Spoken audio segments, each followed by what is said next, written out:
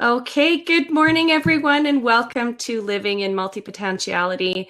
My name is Marianne Hutchings, and I am one of your hosts. I live in Calgary, Alberta, and this is OJ Singh, and he is my co-host, and he lives in India. And we have been talking for a few months now and sharing with the world what our views and challenges are with being multipotentialites. So we're getting started a little bit late today, but please feel free to ask any questions that you may have. And if you want to connect with us after the broadcast, I'm at Luscious Tech on Twitter, and OJ is at Global Multipods on Twitter. So how was your week, OJ? Wonderful. Week was wonderful. Yeah, I have been in touch with someone in the US, and he was an entrepreneur in India before he left for US, and he founded one company here. Then he sold his company, and he became a millionaire at a very young age. So we got into contact through a common friend, and I told him about this multi-potentialite idea, and I requested him to visit my website and what do you think of it? And he liked the idea. He clearly said you had different idea and definitely you have discovered something. So I said it's not me who have discovered it. There are 50,000 other people on various parts of the globe that are looking to connect through some means, through a website or through an app or whatever. And there is, and employers or the society need to know their potential. And then I explained their idea synthesis, the superpowers, adaptability, flexibility, how they think, they connect the dots. And it was so exciting being recognized from a person who has been a very successful in the recent months, and yeah, won various awards in national and international level.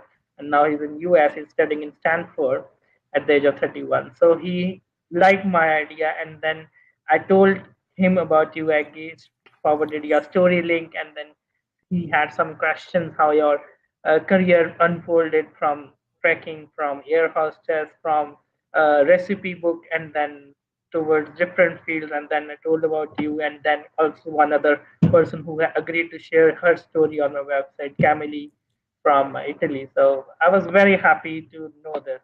I wanted to share this in front of other people as well who are joining this blab this week. So that's yeah. That is fantastic. Oh, I'm really excited to hear that we've got some more people that are Yeah. seeing the value in this. And and the great thing is because this blab is available after, for people who can't make it, depending on what their time zone is, they can always tune in after the fact and then reach out to us. So that's amazing. I mean, and I think that all of our journeys through the various career paths that we've had or the skills that we've picked up, I think that that's all worth discussing and sharing. So, and that's one of the things I really enjoy about your website is that it gives people a voice. It gives them a chance to, express their own personal experience with that. So, Yeah. There will yeah, be another story which will be coming up on 22nd of July. And the person fantastic. is a fantastic person from, I guess, Germany. And I had been following her, and she kept on promising me that she would be sharing her story. But only thing she wanted me to do is set a deadline. Otherwise, she will procrastinate the work, and then it will linger on, linger on. So I'd give it. By 20th July, I should have your story. She said, okay, for sure you have a story with 2 photographs, and then we will see how it works out.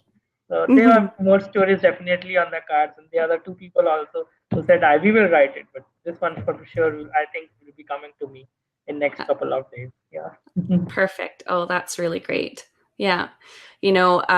So that it's funny because the more people I start sharing this concept with, and I think if you'll recall, might have been the last session that we had or the one before that, my mom was listening in because she was here visiting from Edmonton.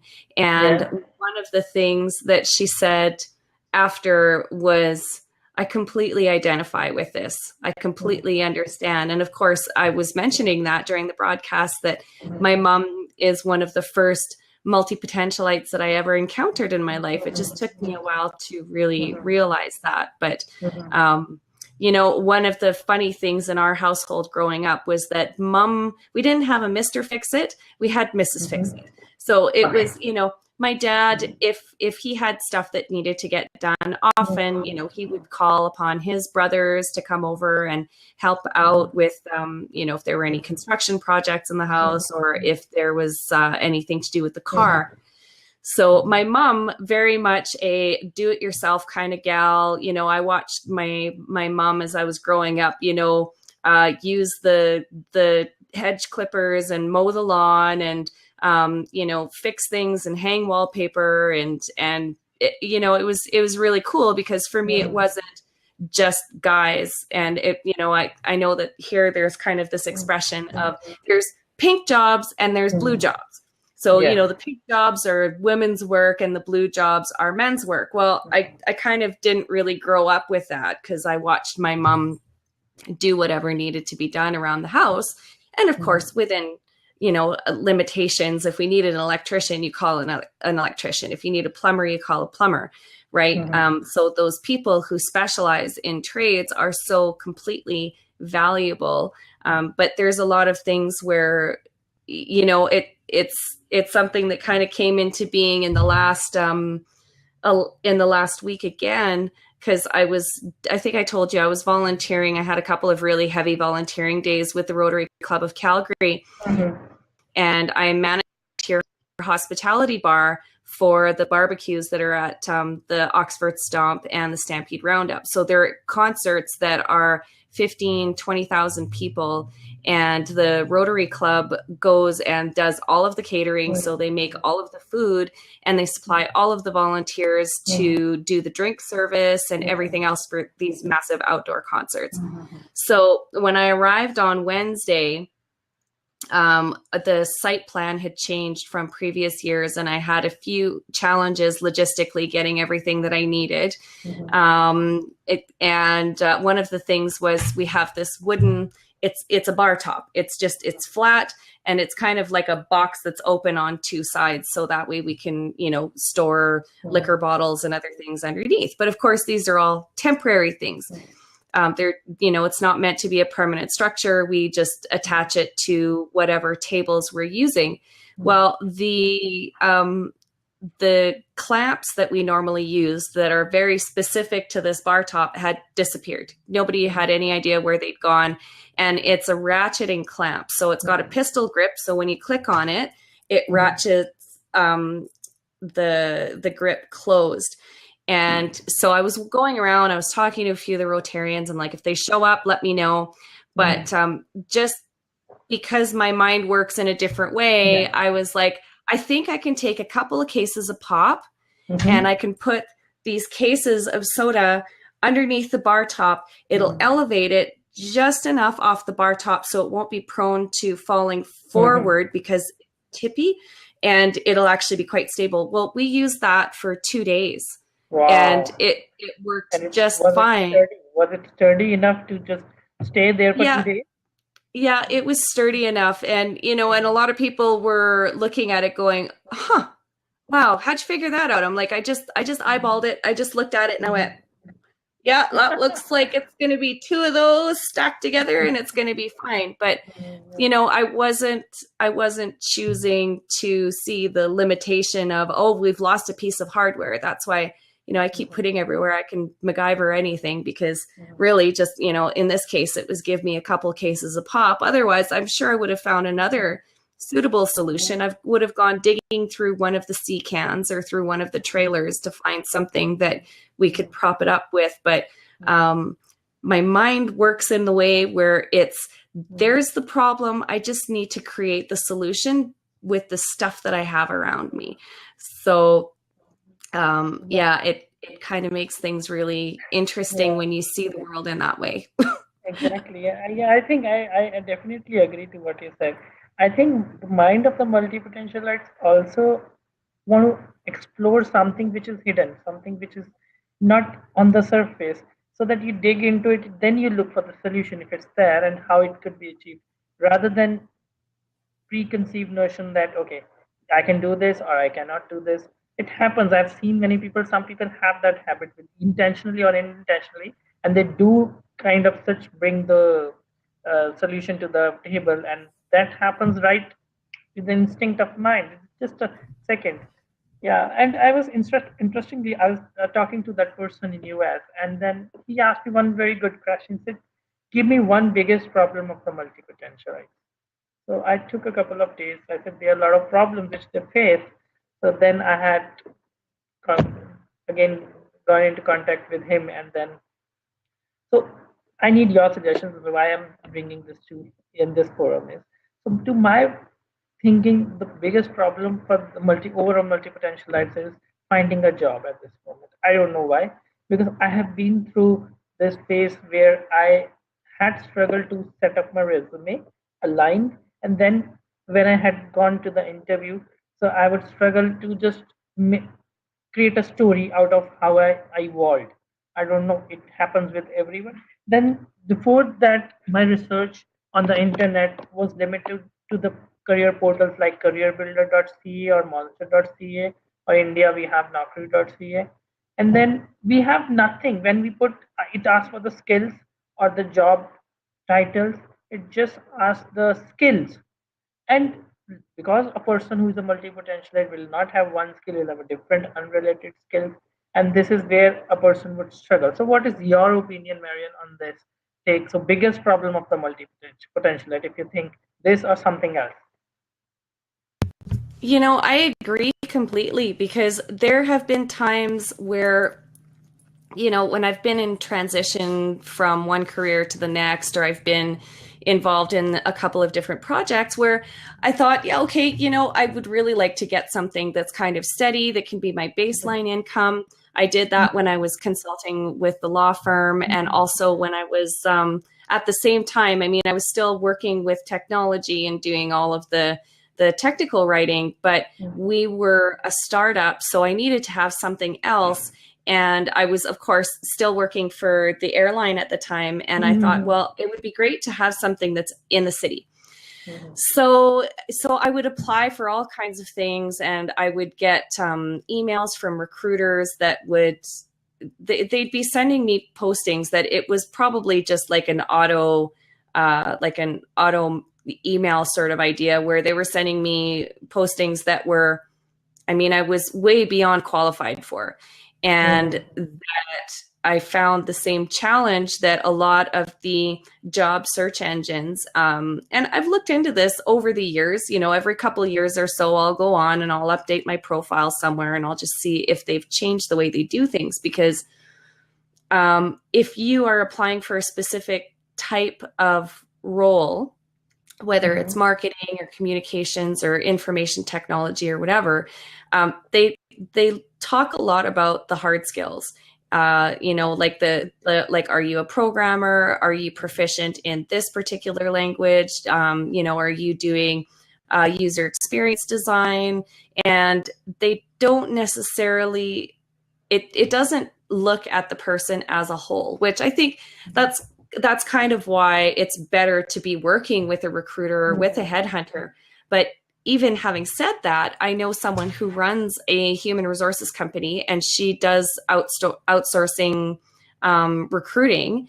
And she once said to me, well, you kind of need to narrow the focus a little bit, because you have a lot of different skills, and people will just, people get confused by that, because they don't expect one person to have all of these different skills. And unless it is something that is backed by a degree that, let's say, I know someone who is, she's a captain in the Army. She has her MBA. She is an engineer, and she also has a law degree. So for her, because she has the paper backing it up, because she has the designations or the degrees, people might not find that strange. But truly, she's a multi-potentialite. She's very intelligent, very, very gifted. She has a great mind for logistics. But, if you look at someone like me, who I'm capable of understanding a lot of complex software development challenges and engineering challenges, and, even to a certain extent, physics, but I'm not a physicist. It's just because of the life that I've led and the types of things I've been interested in that I have knowledge in that area. But because I don't have a degree to back it up, it's not like you can tell somebody, oh, well, you need someone who's going to be the director of X position dealing with technology. Sure, I have an information technology background, but if it's an oil and gas company, they might look at the fact that I worked at an oil and gas company way in the past when I first graduated from college, but they don't see the adaptability, and they don't see the fact that I can adapt my skill set to the environment that I'm in, and thus take the tools that are available to me and leverage those in the best way possible. So, I think that I think that you're absolutely right that job hunting for people that are multipotentialites is very frustrating. It's very challenging. And that's one of the reasons why I prefer to be self-employed, because there's nothing worse than showing up to a job interview and having somebody look at you and say, you are so overqualified for this. Why do you want to do this? And then it's almost like, well, do you think you'll be able to last more than 6 months or a year? And it's like, well, as long as I feel challenged and that I can grow, and I feel that the company has opportunities where I can continue to grow, where I'm not going to stop growing. Yeah, I think I can do this. But it's that I find in some roles and in some companies that I've been a part of in the past, like for as long as I can remember, anytime there is a period of stagnation where I have to stop growing because I can't apply this new skills that I'm learning, and that there isn't an opportunity to apply those skills, or that you get stuck in bureaucracy, that's usually the kiss of death for me. I'm usually done after that. I'm usually like, no, I've had enough. I had enough. Yes. The same thing I was discussing with a person, Rishabh, and he told me, so why not we create a job portal? That was strange. So job portal only for multipotentialists. Now we have to see demand and supply. The demand is definitely there, or it will come. So the supply is there. Sorry, the demand from the employer. So employers need to understand if they actually need multipotentialites to be part of their organization. So I don't know how much time will it take, maybe a few years, maybe 5 years or 10 years, for the employers to understand that multipotentialites can be very helpful and to the business, and be a collaborators and flexible and adaptable employees who can do idea synthesis and then come to a conclusion, while whereas specialists may not be able to. But how would they designate and how would they hire those resources? That again remains a question mark. So we discussed in a whole detail for almost 2 hours what can we do for the multipotentialite community. So job portal is obviously one of the solution, which obviously maybe I'm sure will take some time to mature, and then people understanding and the concept again spreads quickly. Only then I think it will come. Otherwise, people like you, people like us, and people other multipotentialites who have struggled in the past to find the right jobs, and then obviously, as you said, underutilization of the skills. So if you have one skill and then you are using only, and you will be paid according to that one skill. What about the other skills that you are unintentionally, or you are using it in that particular skill, and you may be using it some other department you have brought to the table. No one acknowledges that. So we were discussing that. That was very interesting conversation. I thought I would also discuss with you. Yeah. So what is the today's topic? So what else we are going? Oh, I think one of the key points that you just hit upon as well is that it takes time to adapt a new viewpoint for the rest of the world. I mean, and what you were saying is that organizations recognizing that they need multipotentialites, and I know there have started to be articles in Inc. magazine and Entrepreneur magazine where they are talking about companies who need people with a diverse skill set, and not that they don't need the specialists. And without going so far as to call the people they're looking for multipotentialites, I really think that that is going to be the way that they go. And I think a lot of people have been kind of pushed into that role of because companies are constantly streamlining and they're trying to manage their resources effectively, resources being, time, people, and money. And that some people have to take on another skill set, and it may not be something that they enjoy. They can develop proficiency over time, but that it may be something that is way, way, way outside of their comfort zone. And I think with multipotentialites, it's okay. So if you have people who are interested in a few different areas and that they can learn how to do, take on multiple areas of responsibility. You see this a lot in startups because startups are, it's wearing 50 different hats every day. You never know what you're going to need to do tomorrow, and you just have to figure it out. And startups are very challenging if you have people that are very focused on that one particular thing that they do very, very well, and that they're not able to see that they're growing a business and that it's the needs of the business. I've worked with some brilliant entrepreneurs that were very good at recognizing that, and that they just took the bull by the horns and they just went charging into the unknown. But there are so many startups that fail because they see, well, I am a software developer and I have this really great idea, so I'm going to try and do everything myself. And they don't really have an interest in networking. They don't really have an interest in talking with people. They don't have an interest in developing a sales plan. They're very, very focused on their core product. Yeah. And I mean, and people, you have to do that to do your product development. But it's often that they wait beyond a critical point in time to start involving other people or to start talking about their project. And trade secrets are huge in information technology as far as software or hardware innovation. So it is really difficult for people to start talking in the early stages because they are concerned that someone's going to steal their idea. But when you are looking for test markets, when you are looking for someone to support you in your pre-commercialization efforts, you need to start having the business development hat on. You need to start having a little bit of the marketing hat. You don't want to necessarily tell people exactly what it is that your wonderful thing does, but you need to be able to convey how it will improve their life.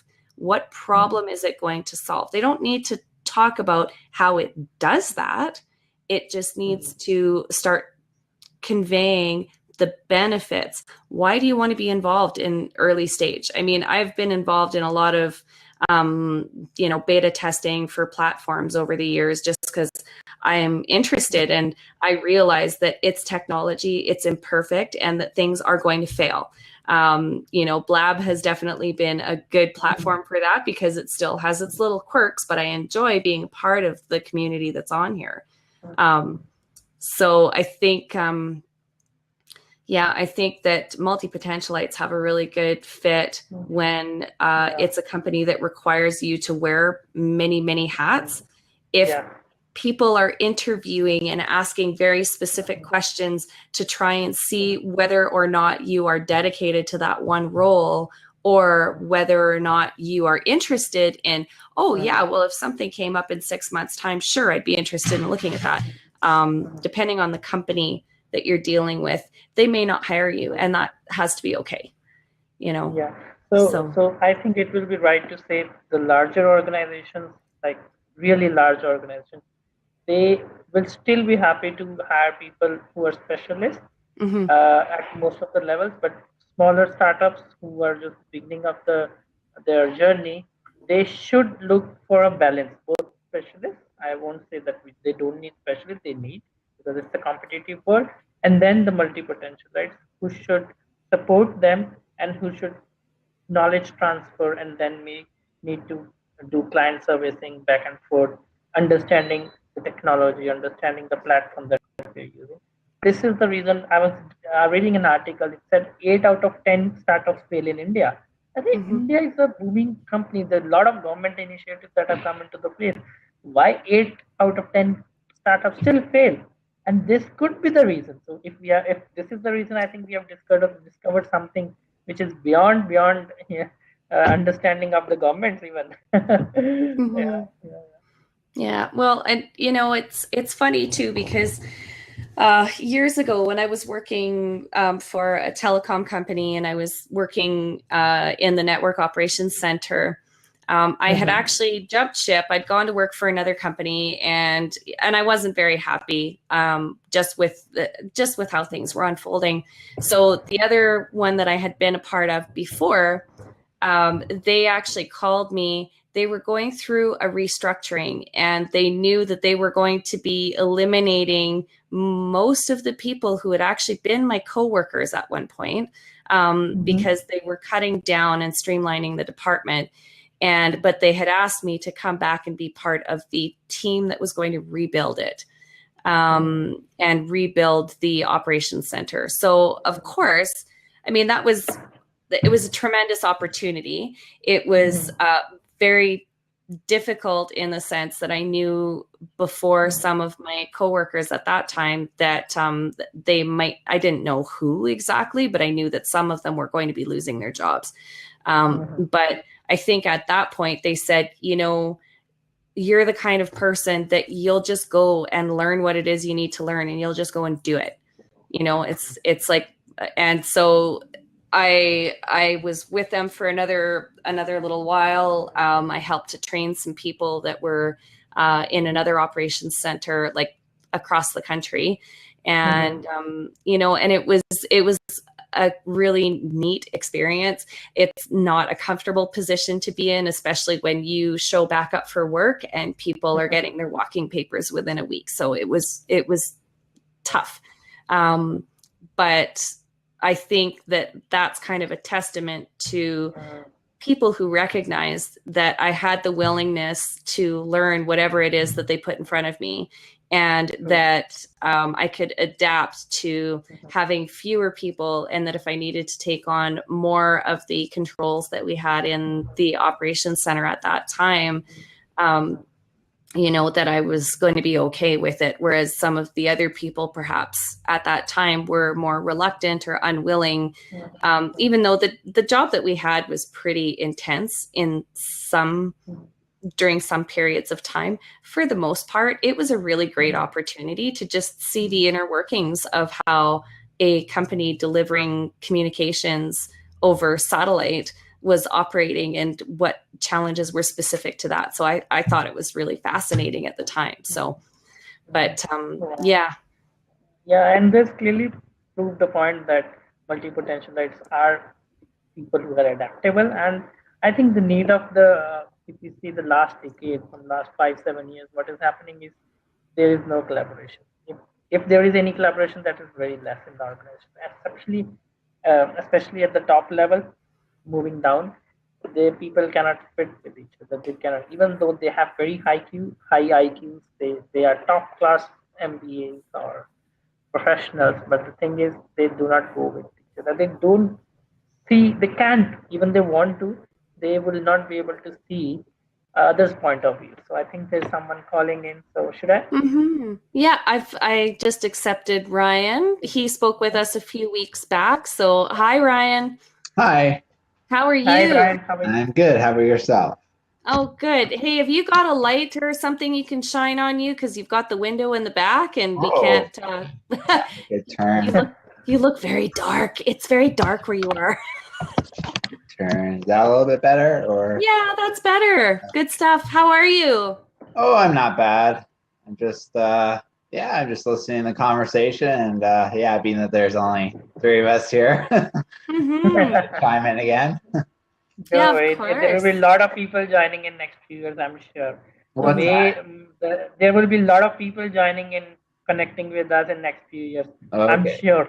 So people are still not accepting this truth, but it is there. People secretly will email me or Marianne, okay, we are a multi-potentialite, or write somewhere that I'm a multi-potentialite. But then they will not accept openly at this moment. If you go on a LinkedIn and put multi-potentialite in the search bar on the top, you will start getting the list. And then if you will count down the numbers, and then after a month you come back to the same search and do the same search, the numbers will double. So why I do this every few days, and I find people who are accepting this multi-potentialite within their designation or somewhere in the profile, just to do that. So I think there will be more people. Don't worry.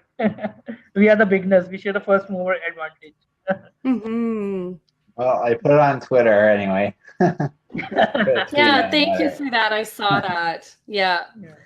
Yeah. So do you have anything you want to share or contribute with the conversation that we've been having this morning about, some of the challenges and in the workforce and where you feel that, skills would be best used? Well, I think the first thing that came to mind from your conversation today was that a lot of the world is so traditional, and they always a lot of them take a traditional approach towards doing things, towards hiring people with, a certificate instead of just for your skills. So we need to, I think, get the word out about this, and trying to get more people trying to think out of the box to solve issues, such as what I'm trying to do through my charity. Another thing that resonated with me is the balancing act between different skills. Certainly in my position right now, I'm in the middle of a campaign, as you might recall, to open a new childcare facility by the fall. So I'm certainly in the same boat in terms of balancing different skills, and trying to figure out where exactly my skills should be positioned at one particular time, because I certainly have a number of different volunteers out there, but some of them I can't rely on as heavily as others, and some just simply don't have that skill set, including myself. So that's something to recognize as well, which resonates with me. I did come across transitionalite. Is that how you pronounce it? Sorry, a what? Sorry, what's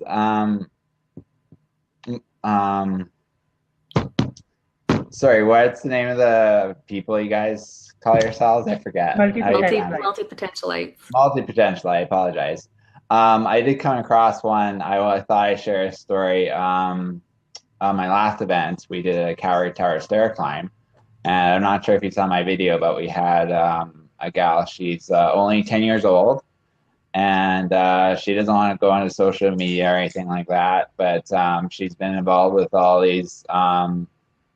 She's been a junior reporter for Global TV with the Calgary Kids Fest. She's at the Calgary Stampede, doing some reporting, and anyway, she ended up being at my event and stuff like that. So we were able to do some promotional videos together to get people out beforehand, and then during the event, she was blogging and whatnot and tweeting and all that stuff. So it was quite interesting because I've never found a girl that young to be on Twitter or social media.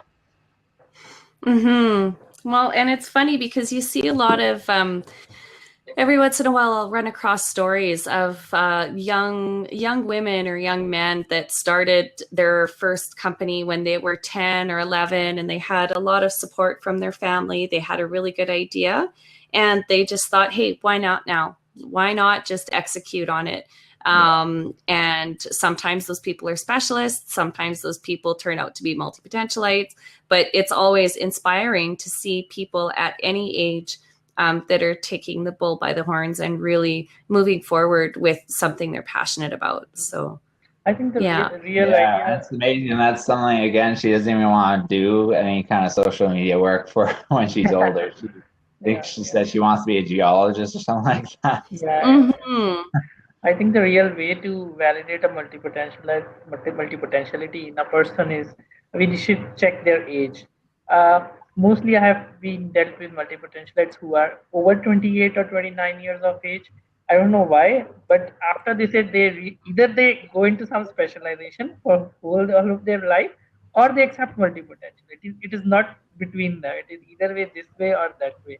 I think it's the person matures at this stage for what to do with rest of the career, and then he finally decides, okay, if I'm a multipotential, I will be a multipotential, or if I have to choose one field now, this is the time, not after that. So this is a very critical age, I believe, from 28 to 31 or 32, maybe. Well, because there's definitely, I think that most multipotentialites, you could say, are very adaptable, but it's that concept of idea synthesis and doing a deep dive into a particular area of study where you become proficient very quickly, and then you find another area of interest and you're able to do that again and again and again and again, and do that over and over again. And so, this could be a very good indication of this little young lady who would like to be a geologist, taking her first foray into broadcasting or into becoming a personality that's on TV or radio. And then it's really only time will tell whether she actually has the 10-year-old dream of becoming a geologist, or whether that's something that she actually ends up following as one of her passions. But it's very, very cool to see when kids are involved in different projects and different initiatives, and that it's their idea. So yeah, it's very cool. I think it's all about exposure, and that's why I'm in the work I'm in, because I believe in exposing others to new opportunities. And yeah, excellent. Well, I think we're just about at the 40-minute mark, and just because we started a few minutes late. So how about we wrap up? Thank you so much, Ryan, for joining us today. And with Onkar and I, we'll just have our traditional sign off. So if you're watching this broadcast after the fact, we are very happy that you decided to join us here today, and that my name again is Marianne Hutchings. You can find me on Twitter at Luscious Tech, and Onkar Singh at Global Multipods. You can be Global Multipods on Twitter. So thank you again for joining us today, and we'll see you again next week at the same time on Wednesday at 10 a.m. Mountain Time, or 10:30 p.m. 9:30 p.m. So 9:30 p.m.